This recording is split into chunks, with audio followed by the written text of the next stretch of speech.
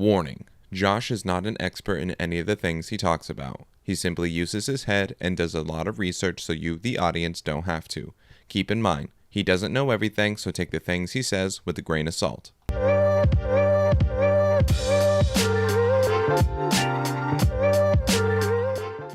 What is going on, everyone? This is Josh Said What, the podcast that'll change the world. Today, I have a very, very special guest. This dude is a certified badass. He's the one and only Ricardo Jimenez. What's up, my guy? What's up, brother? How's it going, my man? It's going pretty good. How you feeling? Not bad, man. You blew me up a little bit too much there, brother. No, Well, you know, I gotta, especially as a special guest. I got you. But no, how you feeling? You were just doing a class earlier with all the boys. How'd that go? It went pretty well. Pretty well. I taught kick feints today. Nice. When it comes to fighting, the best fighters are great liars. I remember you were saying that earlier. The best fighters are great liars. If you're good at telling bullshit, you'll be a good fighter. Not out on the street, but on the mats. No, yeah, exactly. Only on the mats. Only bullshit on the mats. Yeah. But bullshit nonetheless, all the time. But so tell me, I know you want to talk mostly about your fighters, but I really wanted to give you at least a little bit of chance to shine. Like let you give a full breakdown, like how Dragonsnake started.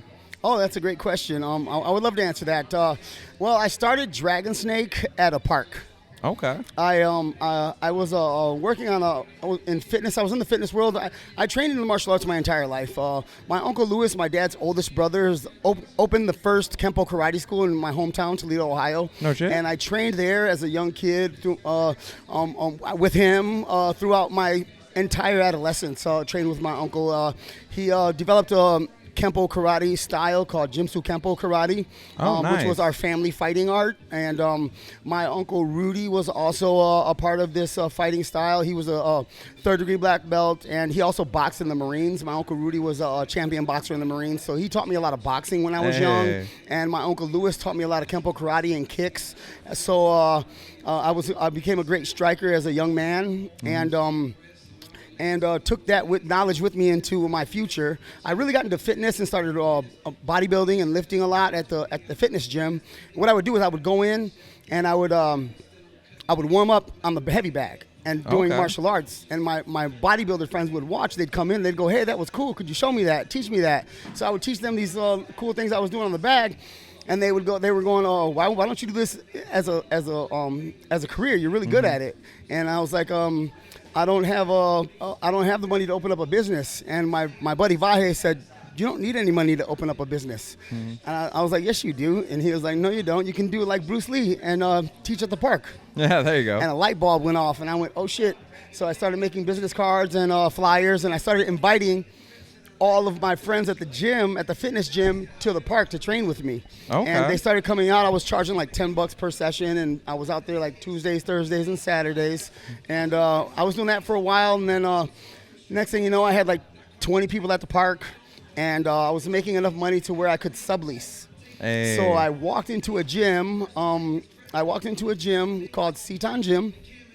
And there was a gentleman who owned that gym called Tiago Azaretto. I walked up to him and I said, "I'd like to rent your mats for an hours at a time to teach my program." Okay. And would you share the space with me if I were to pay rent? And he goes, 10 years ago I walked into a gym and asked the man the same thing you're asking me today. Oh, really? And I went, "Wow." And he went, "So this is my time. I'm going to do that for you." So I started teaching my program at Seton Gym, got introduced to Muay Thai, and fell in love with Muay Thai, trained Muay Thai for a while. I have 5 Muay Thai championships to my name. Hey. I'm super proud of that. I also have MMA World Championships. I just won the King of the Cage Welterweight World Championship in October. I'm 45 years old and I still fight. Dude, you're a scary motherfucker. Like you're big. I'm like, oh shit, I don't want to take those kicks. I remember when you were teaching me the kicks a couple weeks ago, I was like, oh, my leg kind of hurts. That comes with years and years and years of throwing those kicks. Yeah. I take a lot of pride in technique and speed and power and details, and I heard Bruce Lee say it one time. He said, I'm not afraid of the man. I do not fear the man that has thrown one kick 10,000 different kicks one time. Mm-hmm. I fear the man that has thrown one kick 10,000 times. Yes. So that's really big on my mats, and I have the guys do the same kick sometimes over and over and over and over and over until they're sick of it, and then I have them do it some more, and they get really good at it because of it. But I appreciate the compliment, man. So back to the story. I went to I started teaching at Tiago's gym. I started continued with Dragonsnake program. Was teaching, training fighters there. We started winning while I was subleasing there. I had in 2016 I had Waldo Costa. He's in the UFC now. He was 10-0 on my team as an amateur. I had Wesley Pierce, also, he was 10-0. He's won his first 10 fights in a row. He was a champion, World Fight Federation champion, Rangers in the Cage champion.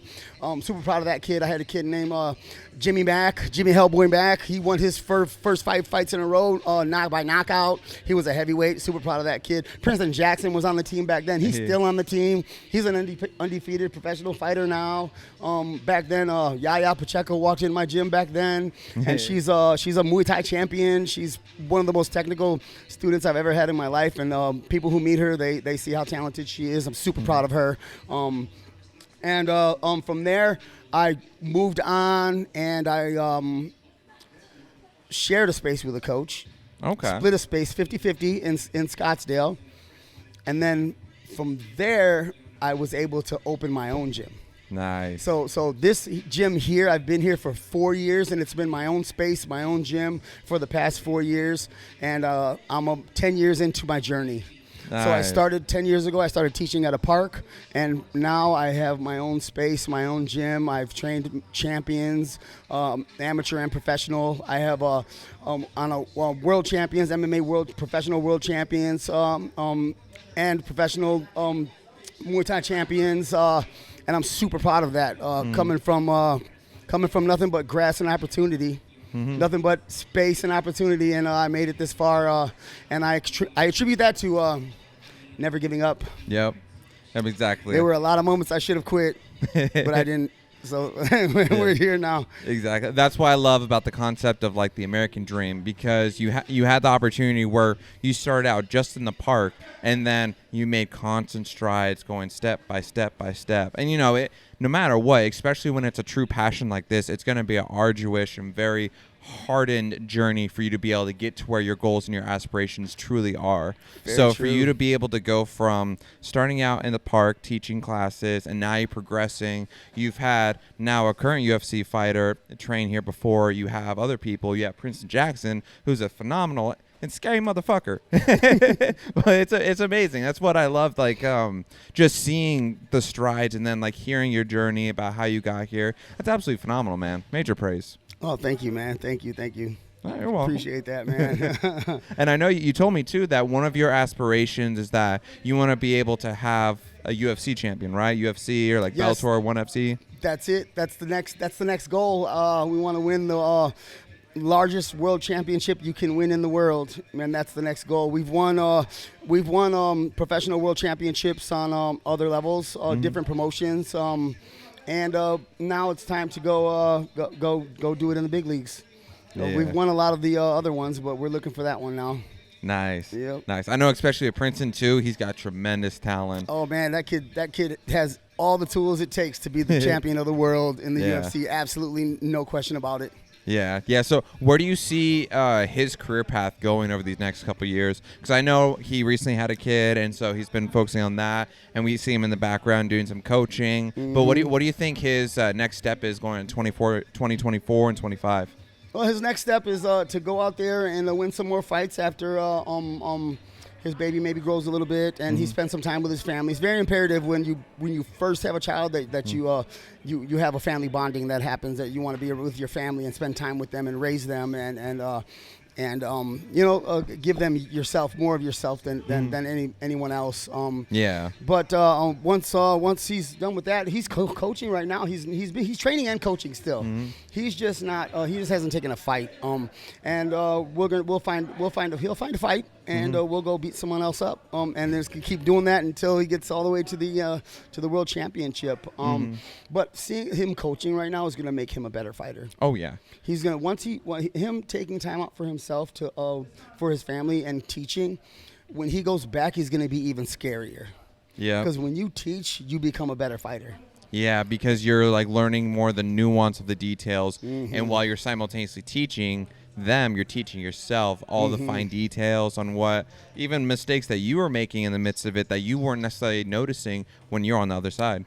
Yes, sir. You know how this works, man. I like how your brain works. Thank you. I appreciate it. That's exactly it, man. He's going to go into even scarier fighter when he goes back for his next fight. It's going to be really exciting to go out, make that walk with him, and see him flourish and succeed. Yeah, I remember the first time I met him, it was when he fought Ben Goodwin.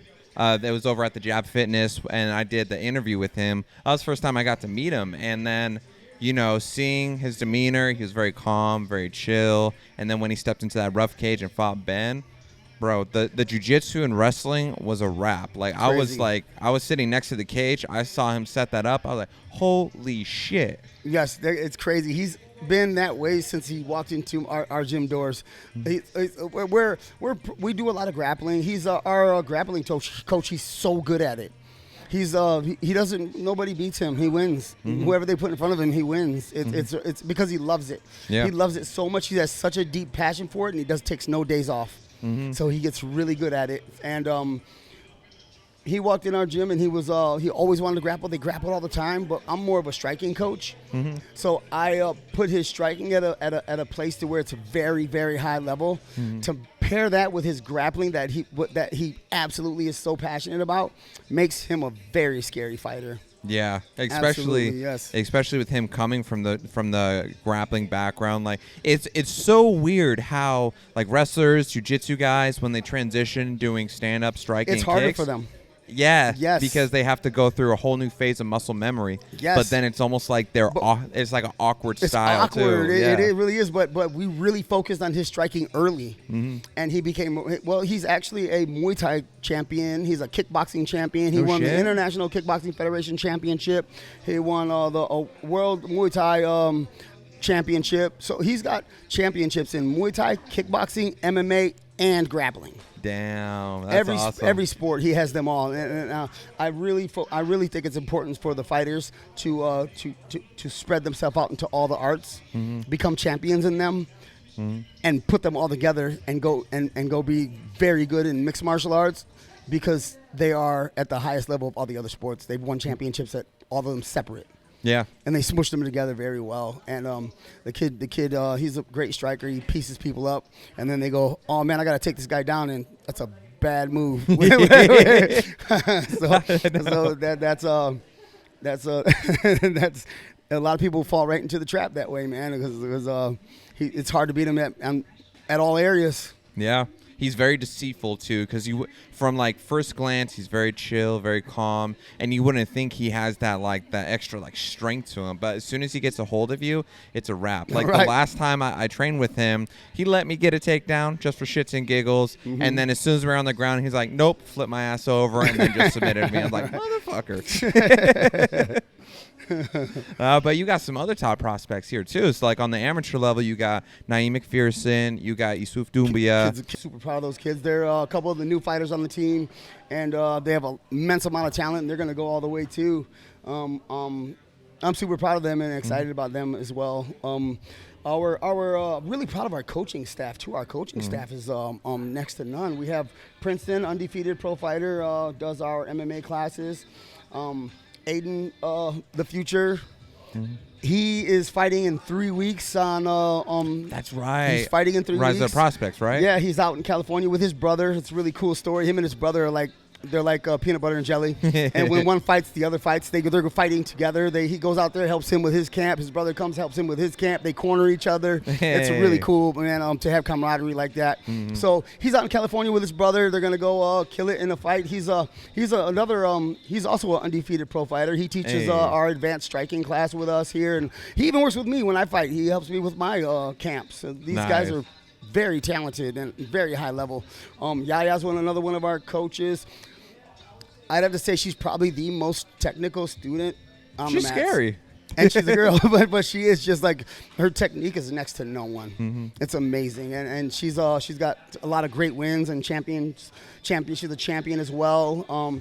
So us four teach all the classes here. We're a family gym. Mm-hmm. We're a fight gym, but we're a family gym first and Yeah. foremost. I take a lot of pride in that. We're a no ego family gym. Yeah. I tell the guys, leave your ego at the door. Mm-hmm. All right, we things get intense around here. Sometimes we have some wars, but when that bell rings and it turns red, it's over. Yeah. You know, we don't take anything personally around here. Mm-hmm. I don't like it. No bad energy allowed in here. No bad juju. Bad Yeah. juju bring it, you got to go. Yeah, exactly. Don't bring it. It's not allowed. Yeah, and you know too, especially like I always one of the things that I've always loved about this sport across MMA, Muay Thai, kickboxing, even wrestling, boxing itself is that especially in the gym atmosphere, it's always like a family because you guys become so tight knit. You guys become so close. Like it's like that one Bible verse I always forget where it's like a friendship can be thicker than blood because it's the fact that you being the coach, you're here with your fighters in this being Phoenix, it'd be 120 degrees and you're training through all that sweat, through all that hardship. Even when you guys don't want to give up, you're pushing yourselves in a way that you can't help but to feel like family because you're going on this journey together. And it, especially for these fighters, amateur level, when it's mostly a passion sport, there's not a lot of profit necessarily starting out. It's that dedication, that camaraderie, that closehood to it that makes it so much more of a everlasting impact on them, not just on a physical level, but on their character. It really is. It really is. I like to say this is a team sport. Mm-hmm. You get in there by yourself, but you don't get there by yourself. Yeah, exactly. It takes a team of people to rally around you, to prepare you to go in there for war. And we walk with you out there. You get in there, you handle business, but you go with your team. And when you win, you walk back with your team as well, right? This is a us sport. Yeah. So many new fighters make the misconception thinking they can do everything on their own or they have to. You don't. You need to be with the gym and have the structure of having coaches that are there for you to train you and protect you. So if you're a fighter out there, you're a young fighter looking to make this journey and make this your life, come to a gym. You don't have to come to my gym. I would love if you came to my gym, but you don't have to come to my gym. Go to any gym, join it, become part of the family, grow within that gym, and go kick butt. Don't sign yourself up for fights. Don't do it on your own. Let's get you represented. Represent a gym, and they will represent you. Yeah, exactly. And how important do you feel that is, especially like because on the amateur circuit, we see that there's a lot of guys who go into the gym where they just sign themselves up. They don't necessarily have a coach or a right corner team, or they're just training straight out of their house only. They don't go to any gyms at all. How important do you feel that is to have that team behind you? It's immensely important. It's of grave importance. Whenever I hear independent, it feels bad. I have a good bad meter inside of me. I like to follow it, right? It's got like a red side and a green side. Yeah. And when things are happening in life, it goes red, red, red, red, red, or it goes green, green, green, green, green, right? And when it goes green, I'm right where I'm supposed to be. I'm on the right path. And when it goes red, red, red, red, red, bad, bad, bad, bad, bad, this doesn't feel good, then it's not right. And whenever I hear independent fighter, it just doesn't feel good. It feels bad, and that says it all. Yeah. Like it's not how we're supposed to do it. We're not supposed to do anything alone. Nope. Yeah, you're almost at an inherent disadvantage because, you know, like the reason why it's so important to have that team is that if you're just training at home, you're just doing your own thing, even if it's a couple of your own buddies, you're not necessarily having someone with your background, your experience, or even Princeton's background experience to be able to nitpick all the fine details and all the fine mistakes that you're making. The foot placement, the ability to convert different levels, or if it's MMA, the ability to transition from striking to kicking to a takedown, knowing all the different ways to escape certain chokes, all that. Absolutely. And not only that, but you have to have more than one coach. Right? You need more than one mentor.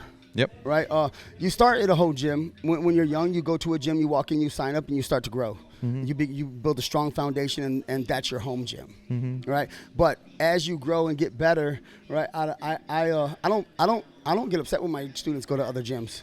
Right? We've built such a strong bond that I'm not worried about them leaving. And if they do, that's okay. I want them to have the best life possible. I'm not against them doing what they want to do in their life. It's not a loss. It's a win if they're evolving, right? And I think that as a student, you should go. You begin at a place that's your gym, but you should go to maybe a coach for jiu-jitsu or a coach for striking or a coach for wrestling, right? That specialize in that one aspect of the sport, because one coach doesn't specialize in everything. Yeah. Like one coach was raised in wrestling.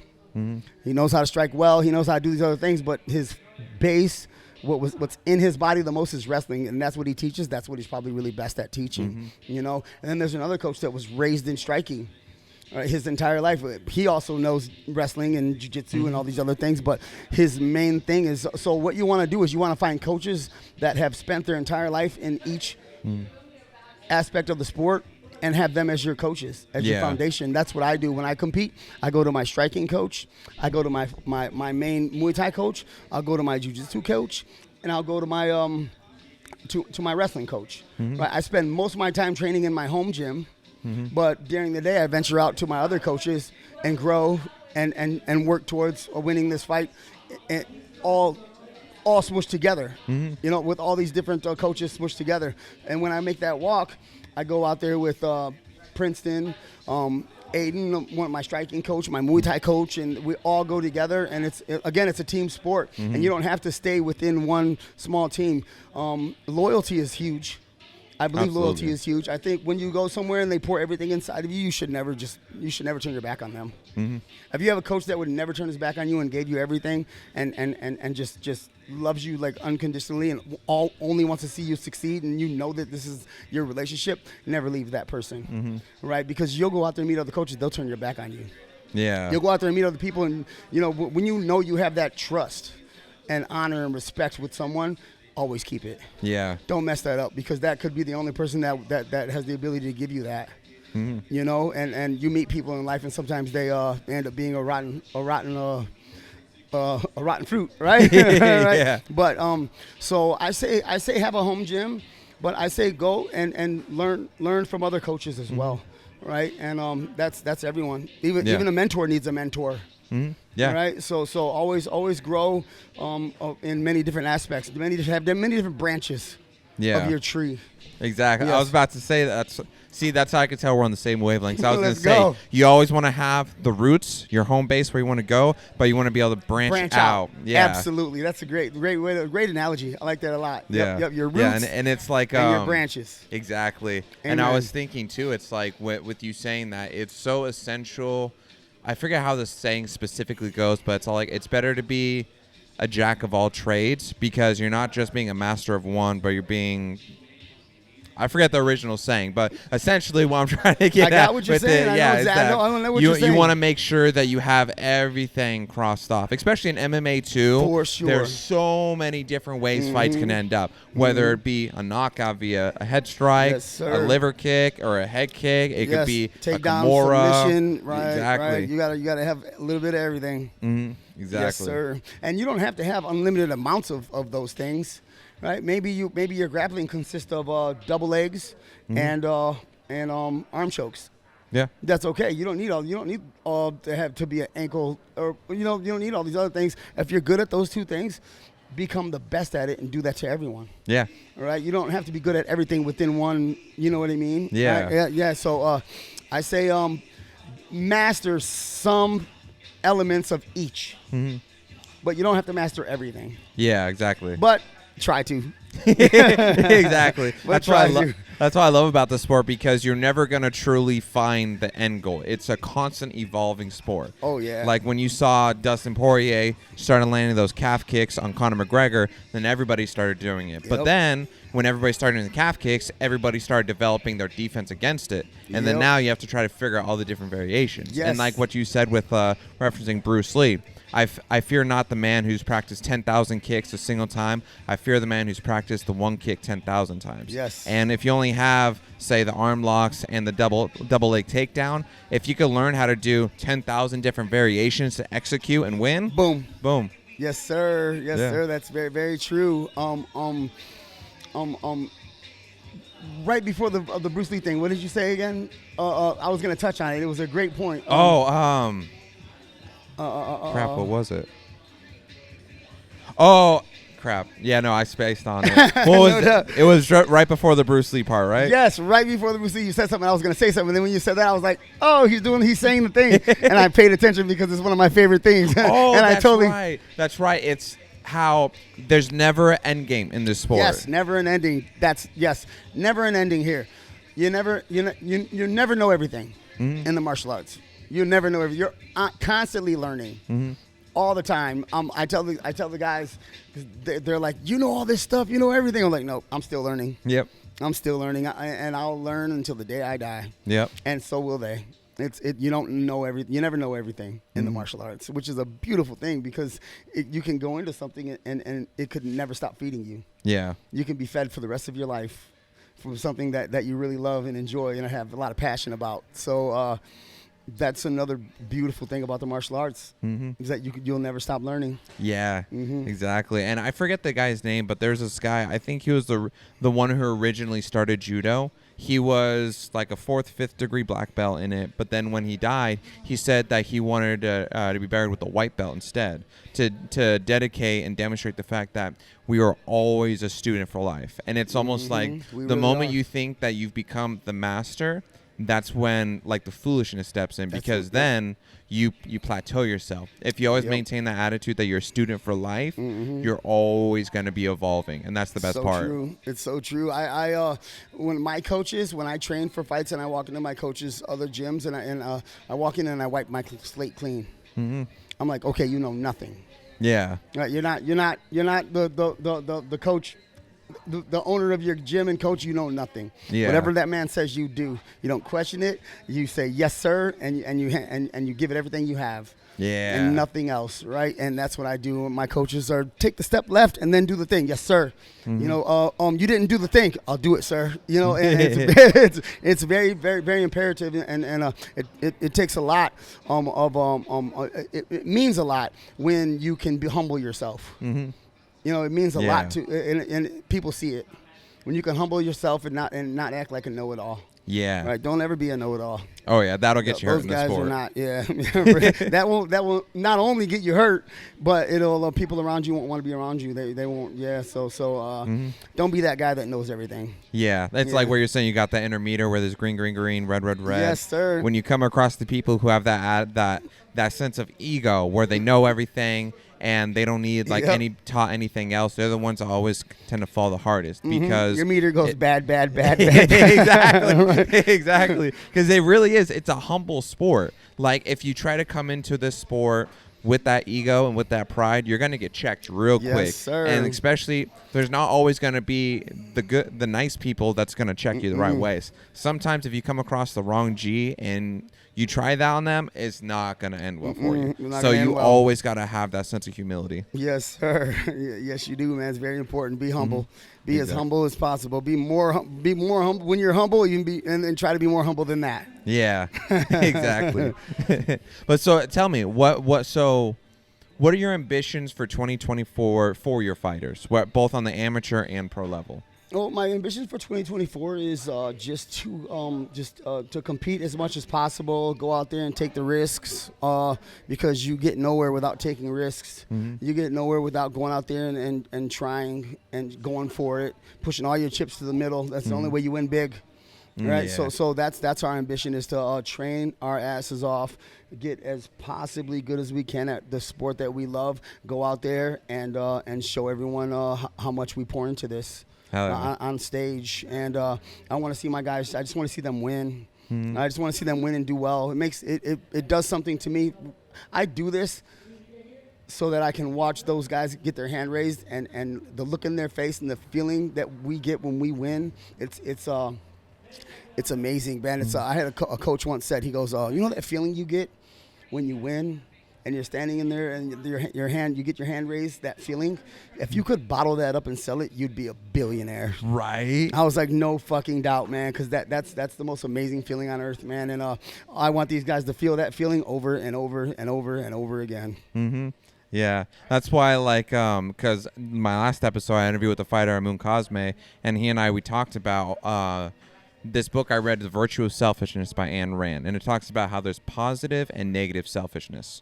The negative selfishness is when, like, it does harms unto others, you're doing it for the sense of greed, all that. But what I love about this sport is that it brings out the positive side, because what greater gratification and peace of heart and just the love that you feel to see your own fighters get their hands raised.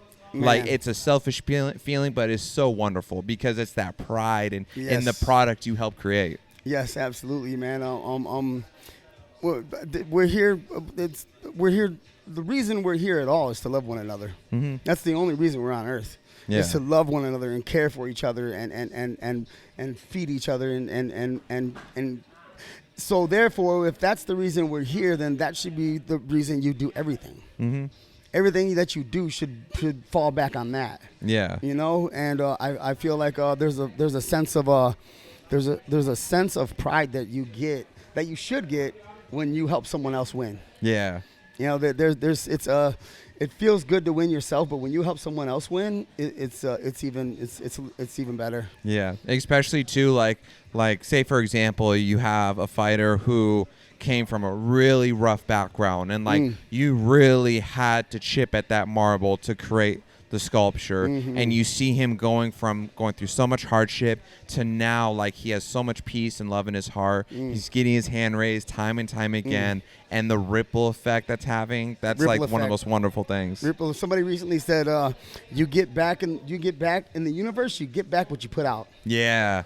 You get back what you put out into the universe. If you put out love and care and giving and all of those things, that will reciprocate and come back to you.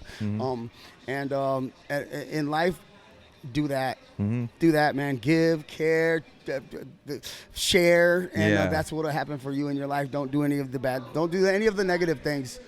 Right? Try your best not to. Right? We're human. We make mistakes. Right? Everyone makes mistakes. We learn from them. That's the only way we grow wise and intelligent is through making mistakes. I tell my guys, it's not about not making mistakes. Right, you have to make mistakes. Some guys get so upset when they're like, "Dang, I didn't do the thing right," or "I should have did the thing," and whatnot. And I'm like, "No. It's okay to make mistakes. The main thing about making mistakes is learning from them." Exactly. Right? It's not about not making mistakes. It's about making mistakes, but growing from them. Exactly. You know, so go mess up. I practice. One of my coaches said, "Practice." The definition of practice is controlled failure. Yep. Right, and you got to be okay with that, right? You got to be okay to fail. You got to be okay to make mistakes. You got to be able to be okay with falling on your face, because that's how you're gonna get better. Exactly, and like to tie it back to what we were talking about before with like the sense of being independent, not having the coach and the team and the gym to be able to work on these things. You know, if you're going to make mistakes, it's better to make the mistakes in the gym with your team and your coach, because that's when you pick up all the failed aspects. You fine-tune it. So when you step into the ring or the cage, boom, it's a wrap. Yes, sir. Yeah. Yep. Make all those mistakes on the mats before you get there. Exactly. Yes, sir. Yeah. And what you were saying, too, before, I remember that's really stuck with me when you and I had that conversation before about karmic retribution. That's what I really admire about you, and I respect it a lot, because you understand that, and not just like the physical way, but on like the spiritual and the philosophical way. It really is about giving back taking back what you give out in that sense. If you give out that sense of love, that sense of compassion, and the respect too, you're gonna get it back tenfold. It's so true, man. Very, very true. I learned that the tough way. Yeah. I had a tough upbringing, a tough childhood, a tough adolescence, got in a lot of fights, got in a lot of trouble. And in my 20s, I made some mistakes, but I learned so much from them, and I learned how to be a better man because of it. And my 30s and 40s have been so much better because of it. so that's how I know, man. We grow and become better through making mistakes, man. It's really, really how life works. Yeah. Yeah. Yeah, exactly. That's why I always tell myself that my pain is my greatest ally, because I also came through a rough background, having lost people to drugs, alcohol addiction, being in fights, not being in the right crowds, and, you know, me being only 26 and learning these things, or not reading, I especially credit to. That's what especially saved me, because it was so easy for me to have been either dead in the street or in jail. So easy. but I chose to escape that, and now it's my fuel for me to be a better person every day. Let's go. Yeah. Let's go. I like that, man. That's really the story, man. It's coming from nothing and very hard surroundings and making something from nothing. It's probably one of the most beautiful things you can do in life. Making something from nothing. Yeah, and that's what makes all this all the more sweeter, because think about it. If you just had the cheat codes where you just snap your fingers and you had all this from the get-go, would it really There's be no value as there. valuable? Yes. Exactly. Exactly. Yes. There wouldn't be no value because you wouldn't have had to go through the blood, sweat, and tears and the hardships to make it so valuable. Man. Did I tell you I like how your brain worked? Thank you. No, but it's like, so me being a nerd, there's a book that I read called The Secret History of the World. It talks about these ancient societies like Rosicrucians, esoterics, exoterics, and they've existed since like 14,000 BC. One of the things that they believed in and that they taught was that you cannot understand what is good unless you've experienced what is evil, because there is no yin without yang. It's so What true. is good without evil? Oh my God. Dude, Yeah. you just touched on something that I have like the most immense belief in the world. It's Yeah. the balance. Life is a balance. There's a balance to everything in life. When it comes to fighting, I don't think you have the ability. You won't have the ability to inflict so much damage on another human being unless you've been through some hard times. Yep. There's no way you could. Yep. You can only do one side. You can only do on one end of something if you've lived the other. Yep, exactly. It's not you're unable to do it. Someone who hasn't had any hardship, that's always had everything given to them and never had to work hard for anything, or like they won't be able to inflict pain on others. Not saying they're not a good person, or they're not that right, but saying they won't be able to inflict damage on another. Yeah. They've never had to absorb damage. Yep. You know, that doesn't mean nothing against people that haven't lived a hard life or been through pain, but in this world, you literally have to had absorbed pain and suffering and hurt mentally and physically in order to have the ability to inflict that on another human being. And the best fighters really do come from hardship. Yeah. I really do believe that. I'm not saying someone who had a great life and not a lot of hardship can't become a great fighter, but yeah, you know that. Like like, normally, that's the story. Yeah. And it's a thing. And that's why I love to also dip into philosophy. It almost seems like on like the nature of good and evil. Like if you imagine there's a bowl. On each side, there's a hand. One is good, one is evil, and both has water. Now, when we have more and more bad stuff happen to us, that bowl fills up with more of that bad stuff, and then it overflows. And then we ended up doing like myself. We ended up doing like bad onto others because it feels like the more bad that's inside, the more we externalize it. But when you start filling that bowl with goodness and it starts to overflows, well, the more good that you feel, especially from the gratification of overcoming bad things, the more good you feel doing unto others. Like Bird City Outreach, that's why I have respect for that guy, because when I interviewed him, he's not a saint, he's not an angel. He's had his own hardships. He's had a rough background, None of us are. and now he feels more compelled than ever to go out of his way to help people, feed the homeless, Amen. rescue kids, all Amen. that stuff. Oh, you're talking about Rob Alexander with Bird City. Yes, Yeah. man, that kid's amazing. I talked to him the other day. I seen him do. He's amazing. He does wonderful, beautiful, heartfelt things out in the community. And I sent him a message the other day because I think he should know that he's appreciated, right? And I sent him a message, and he sent me back a message, and and our souls touched. And I don't know him. I've never met him. I only see him on social media, but I can feel him. You know, I feel the kid, and Yeah. he's got a good soul, man. And whenever I do meet him, I'm gonna give him a big hug, man, because that guy's great, man. I see him doing great things out in our community for the ones that are going through some hard times. Yeah. Exactly. Bird City, man. Shout out, brother. You're awesome. I love it. And you know, it makes me feel more compelled myself as well, coming from a rough background, being in a better mindset position now, but also keeping in mind there's people that have it way worse. I also start to feel more compelled to help people. I mean, may not have all the right resources. Exactly. Yep. May not have all the resources, but at least even having a platform can help start that going and to help people. Yes, sir. Yes, sir. And even sharing what he's doing would let others see it as well, and they would be inspired, which might branch out into more awesomeness in the world. You know, it's not being like others. It's just maybe if somebody's doing something that you admire and see and really like, go, hey guys, look at this awesome thing this guy's doing. You know, so he can touch more audience. Yeah. And maybe do more of the good he's doing. Exactly. Yeah, absolutely, man. And Bird City, he shares our stuff, man, and I've shared his stuff, and I comment on his things, and I'm like, I'm blown away by the kid, man. He's awesome. Yeah. Yeah, I love that guy. He's so cool. And that's why, like, you know, it's like, especially in the past, like, 5-10 years, we see so much negativity and so much bad things on social media and everything. Why not start flooding it with more good things, with more good deeds, you know? Infect it with goodness. Boom.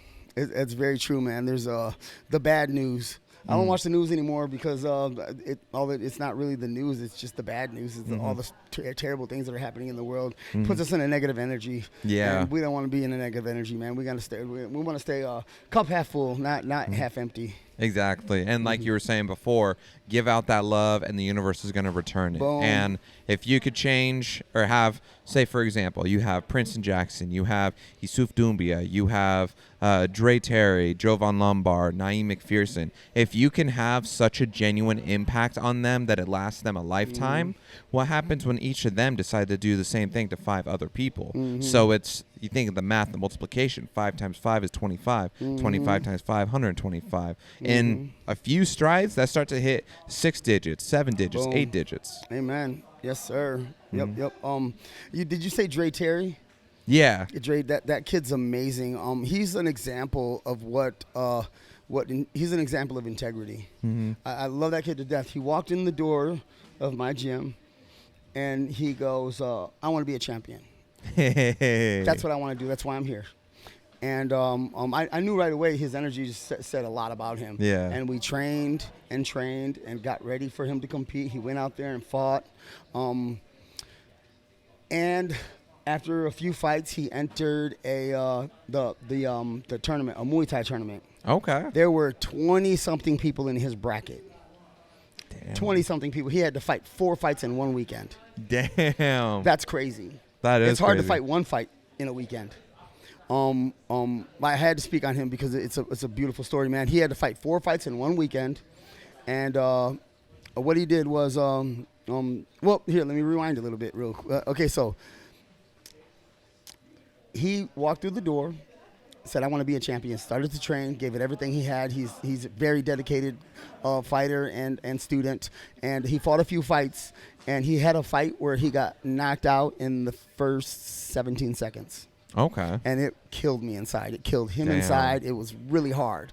We all took it badly, but what we did was we got up, we wiped the dust off, we got back on the mats, and we trained our asses off.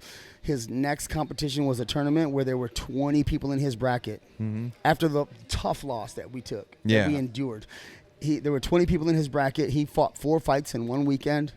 He got 3 knockouts and 1 unanimous decision and won the championship. Hey, that's and what's we up. were at the end of it all. I thought about it and I went, oh my God, this is what this is about.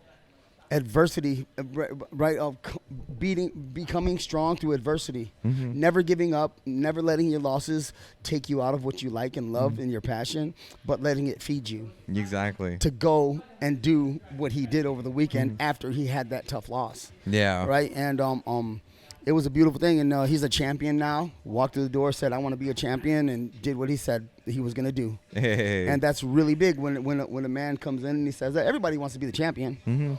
Everybody walks through the door and says, "I want to be the champ. I want to be the best. I want to do this. I want to do that." A very small percentage of them actually put in the work and persevere and prevail. right? He did it. He was the one who did it, and I'm very proud of that kid. Dre Terry, you're an inspiration to even your coach, man. Keep grinding it out. We're gonna go do more awesome stuff, man. Yeah, and it's like we were talking about before. If he would have just had the cheat code to snap his fingers to become a champion, it wouldn't be as valuable as having to take that loss where he got finished 17 seconds, then came back, fought 4 times, 3 of them being knockouts in a single weekend. I bet that belt, winning that championship, made it so much sweeter for him. Oh, dude, it flipped the world upside down. It changed everything. Yeah. It took that and erased it. Right. I feel like the best fighters, the real bona fide fighters, take losses. They take a loss, and what they do is they don't let it beat them. Yeah. They lose a fight, and they hit the gym, and they give it everything they possibly could to prepare and go out there and win. That's one of the beauties of martial arts. That's one of the biggest beauties of martial arts is losing, and losing big sometimes, going back to the lab, never giving up, training your ass off, and growing, going out there and winning, and ending up back in the winners bracket. Man, that's one of the most beautiful things you can do in the martial arts. Isuf did it. He walked in the doors and he goes, I went and I trained at a gym. I went and competed and I lost. And I heard about this gym through Princeton, and I heard you guys were great strikers, and I want to train, and I need to go get a win because I'm sitting on a loss right now, coach. And I went, let's go do it. And we fucking trained so hard, and he got ready for his competition. He went out there, and his first fight he won. Nice. That was against Josh Reynolds, right? Yes, sir. And nice. I'm so proud of that kid. And afterwards, he was so gracious and happy that he won. And it was great. It was good to watch him be happy and let go of that that loss, like overcome it. Yeah. And be a winner and be in the winner's bracket now. Not a winner. He was already a winner. He's been a winner forever, but back in the winner's bracket. Yeah. You know, and that's a beautiful thing, man. I think that's probably one of the reasons I love this sport so much, for the emotion. Yeah. It's a fucking roller coaster ride. It really is. We have ups and downs and all arounds, and I think I'm addicted to the emotion. It's an addiction. I'm a very passionate person, man, and I pour everything into everything we do. And when we go out there and we lose, it hurts immensely. And what I take that hurt and it fuels. I use it as fuel. I tell the other guys, use it as fuel. All right, let's go work harder. Yeah. Let's go train harder. Let's go get better, and then go out there and do the thing and erase it and overcome. Right, retribution. Exactly. Right, it's very important in life, man. Don't lay down. Don't lay down for anyone. Don't lay down for anyone. You get your ass back up. You go out there. You give it everything you have, and you keep moving forward. Yeah. Never stay on the ground.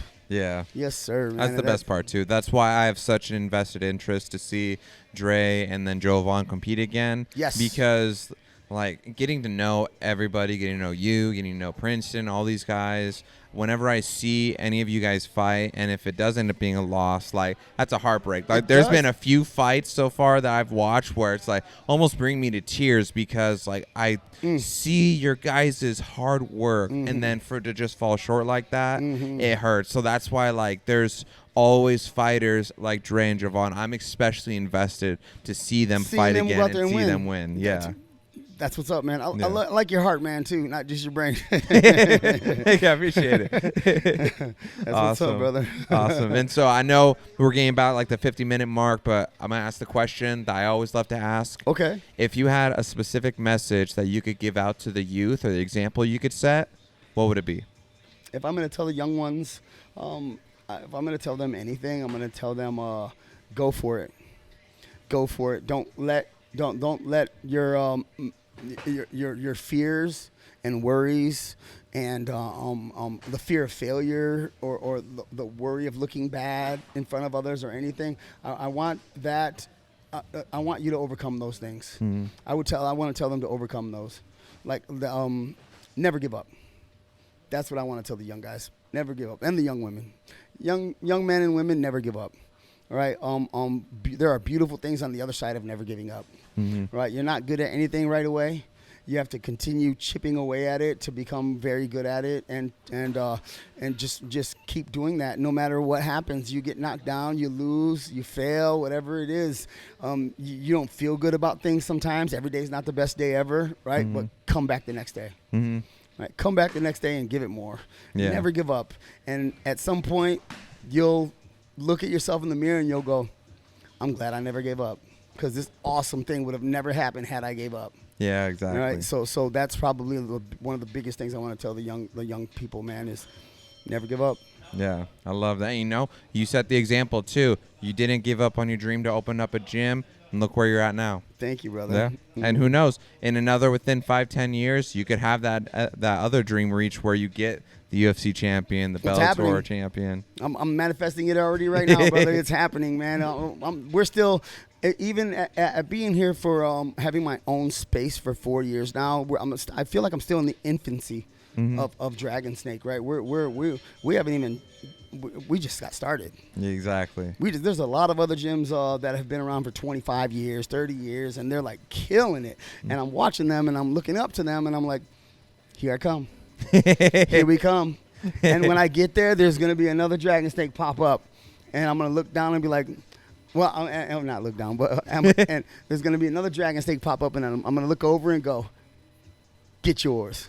Get yours, young man. You keep going. You keep doing it, man, and you'll reach all your dreams and goals, man, if you never give up. Hell yeah. Yes, sir. Oh, yeah, I love that. I love that. And before I let you go, do you want to give a special shout out to anybody?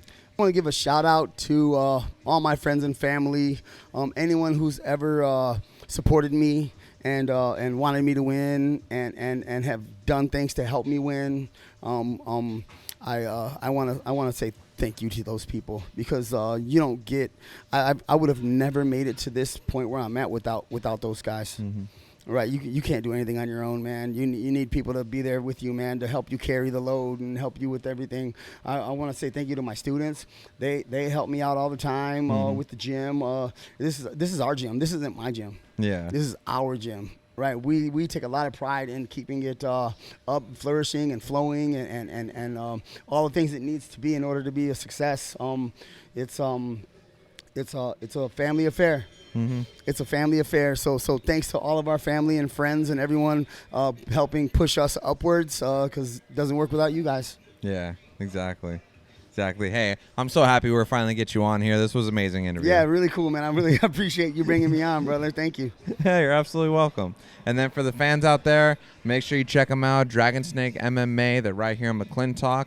Make sure you like, share, subscribe, hit that follow button across every social media. Bada bing, bada boom. And hey, this is Josh Said What, the podcast that'll change the world. And see you in the next one.